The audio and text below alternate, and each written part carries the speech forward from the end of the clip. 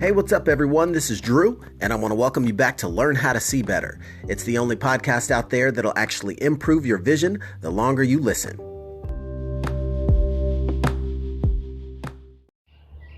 Architecting a dream. It's a topic I've had on my mind as I look to find different ways to convey possibilities to other individuals. You'll hear me say, live with definiteness. You'll hear Risha and I talk about living a life by design. All of these things are possible, but they're less probable if you don't have any belief of what's possible. When I talk about architecting a dream, the idea that you can have some of the things that you want, that you can have all the things you want in life, requires a keyword to be met. Want. That has to be filled. That has to be fulfilled. That has to be identified, right? So when you look at the simple pieces of a framework associated with architecting a dream, I would outline them as follows. First you have to think about what's possible, right? This requires us to tap into the childhood side of us. This requires us to maybe go back in time and think back to when we were children even. I can go back and think to some of my earliest memories, probably in preschool, 4 years old, 5 years old, kindergarten class. I remember being 6 years old, 7 years old, and having some of those little workbooks you'd fill out where you talk about, what your favorite subjects were, who your friends were. You'd have a little class photo of yourself. You'd do something, cute, like talk about what you want to be when you grow up, right? And, for most little boys, it's the typical thing.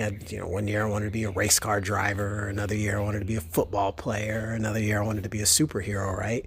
And it's funny when you think about what's possible and how realistically so many of these things that we dream about as kids are possible, but somewhere along the way, these dreams start to get shut down, whether it's, people that love us and care for us or people that don't love us and don't care about us and discourage those dreams. But thinking about what's possible is one of the first steps. And, so often it's challenging to take the time to think about, okay, what am I dreaming of? What's really possible? Because we have all these preconceived notions of what is possible. We have these perceptual filters of what's available to us in the universe. But what you'll find is if you can go back and tap into a childhood age that you can remember, how far back can you remember? What's your earliest memory, right? That you can clearly distinguish sights, sounds, smells, tastes even, right? What were some of those earliest memories? What were some of the more tangible, complex thoughts that you had around the vision that you have for your life? That's a place we can start if we don't have any idea. But when you think about architecting a dream, it starts with the what. What would you want? What would you have in your life if there were no limits? There were no conceptual limits, time, space, money, any of that, right? What do you want? What do you dream of? That's step one. Figuring out what you want without tying those thoughts to what's possible, create the foundation by which a dream can even be born. A dream that you want to live can even be established and created and put together. After you have clear vision on the what, it becomes essential. It becomes so essential to not so much think about the what is possible, because now you got the idea. You're not going to focus on how you make the idea attainable. As you start to think about some of those elements, maybe you want, let's just come up with a couple of examples. Maybe you want a big house. As you start to think more about that, it might all of a sudden jump into your mind, wow, I know a construction worker or a home builder or framer. And when you start to think about how you achieve some of your dreams, it might get a little overwhelming. And I found an experience, it's probably a better approach to think of who already has some of these skills and abilities that might help you actualize these things that you want in life. Let's say you want to live a very healthy, happy life, right? You want to take care of your physical conditioning. Maybe currently you're not exactly where you'd like to be, but you still have that dream for yourself and you don't want to let it go. Well, guess what? Maybe you don't have the experience and the know-how to choose the right nutritional elements that should be a part of your world or the right physical activity plan. But you know what? There's so many people out there that do, and you can tap into them, whether it's a Google search, a local community, looking online through social media to find resources, well recommended and vetted. All those options are available to you. But once you've got a clearly defined what, you can then start to look at who can help you accomplish it. Because that who already knows the how that you're going to spend more than the desired amount of time trying to figure out on your own. And you don't want to, you don't want to run down that path of struggling to figure out how to build a dream right out of the gate. You just want to be able to conceptualize and make it vivid and spend your mental energy starting to put together the details. Those are some of the components that are so clear. I remember one of my mentors was telling me once about he had a vision of a future house that he was going to live in that was so clear, so crisp. He could walk you out to the land that he bought and give you a tour of his house to be. And he'd be walking you through the different rooms. He'd say, oh, watch your elbow. You don't want to hit that on the hearth because that's where the fireplace is going to be, right? Maybe walk over to a different section. He has to say, hey, step back. You're going to be a little bit too close to the television mounted high on the wall, right? You need to scoot back to see that big old screen. But the idea is this individual had so much clarity in their dream so that when their dream was actually brought into real life, it's as though something that was once unseen became seen because the clarity of vision is what made it possible to be brought about into existence. And that's so powerful to think about that, right?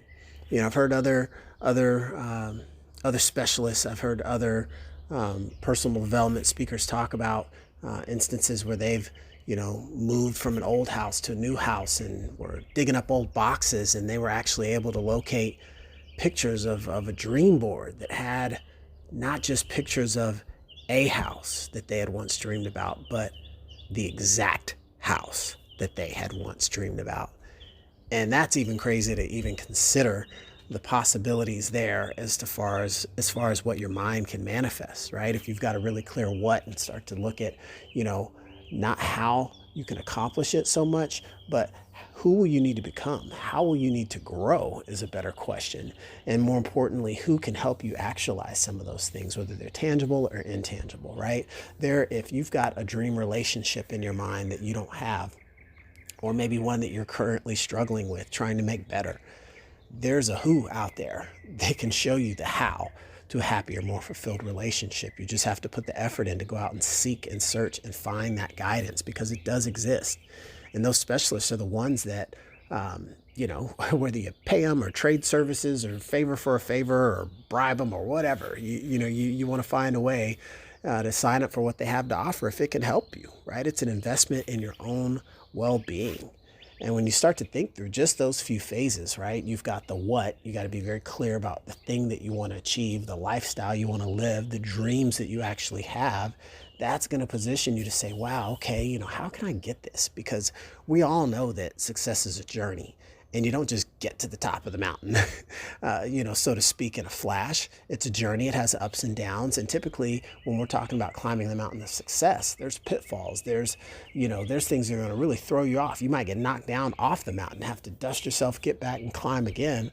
But the fact of the matter is, as so many have taught me that have come before me, is that you don't achieve success by yourself, right? You don't really get that accolade on your own where you just beat your chest and say, yeah, I made me successful. Well, the fact of the matter is your good nature and the things you've done and the way that you've grown to become the person that deserves that success means you've made investments in others, and they're just paying you back from all the goodness that you put out into the world, right? The ways that you look to help others comes back with a compound effect onto you. And so now it's that help that you're receiving multiplied that's really adding up to your ability to achieve and enjoy this success, right? Another has said it this way, that success is something you attract by the person you become. So you're clear on the what, you're clear on who can help you get there, or you're intentional about finding the right who's that understand the how to help you get the vision that's in the end of your mind, right?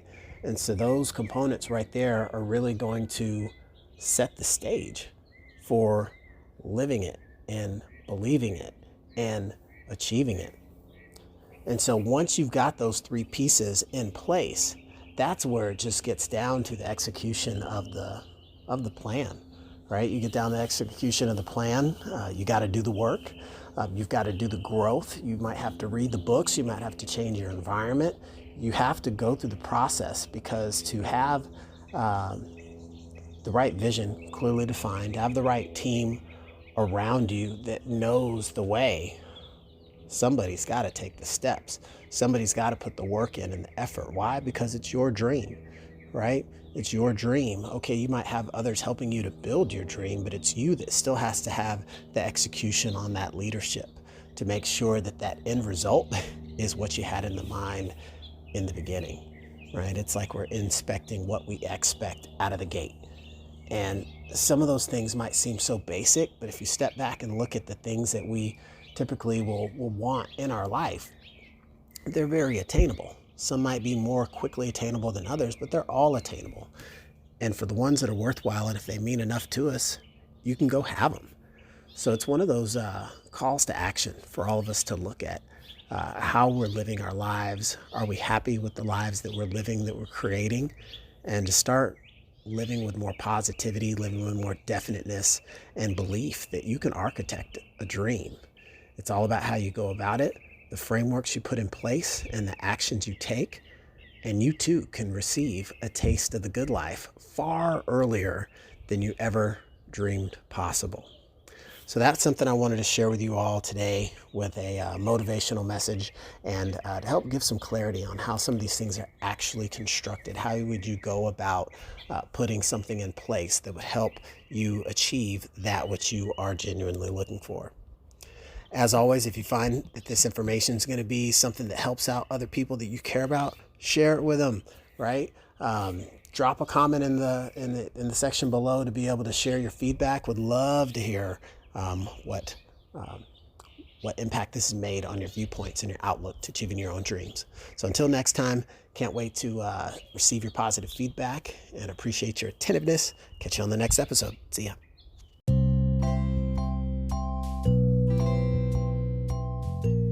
Hey, it's Drew, and I want to thank you for checking out today's episode of Learn How to See Better.